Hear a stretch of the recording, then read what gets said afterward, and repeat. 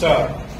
Honorable members will recall that I had proposed certain modifications in the scheme of tax concession for tourism industry as contained in section 80 HHD of the Income Tax Act (STO). Under the existing provisions, this concession is available only to approved hotels, approved tour operators and travel agents actually in receipt of payment from foreign tourists in convertible foreign exchange stock.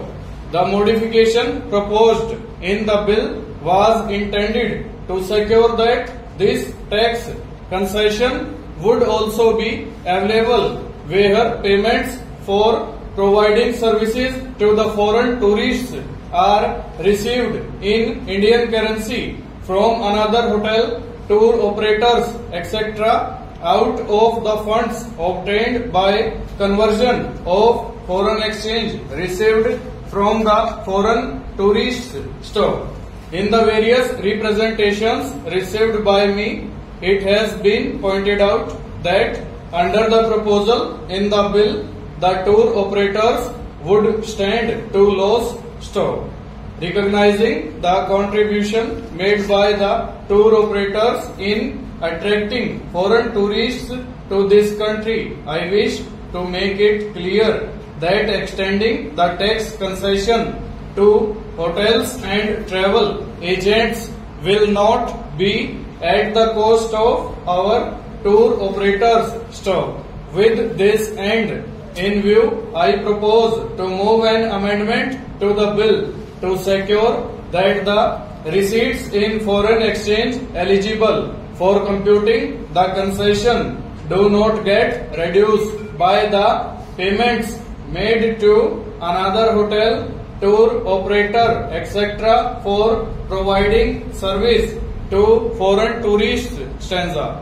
Under a proposal in the bill, the tax concession available to Indian companies in relation to receipts of royalty, commission, fees and similar payments from a foreign source for export of technical know-how or rendering of services outside India is to be extended to the non-corporate resident taxpayers stock. I propose to further enlarge this tax concession and make it available to technical and professional services rendered from India to concerns abroad. Stanza. This will, however, not cover cases where the technical or professional service is rendered to non-residents in India stock. I further propose to do away with the existing requirement of obtaining prior approval of the tax authorities in respect of agreements with the foreign concerns. Stanza. Under an amendment to the Income Tax Act proposed in the bill, interest on sticky loans in the case of financial institutions and banks will be charged to tax only for the year in which interest is actually received or is credited to the profit and loss account, whichever is earlier. Stanza. I propose to provide that interest tax on such interest will also be charged only in the year in which the interest is actually received or is credited to the profit and loss account, whichever is earlier by the bank or financial institution. Over.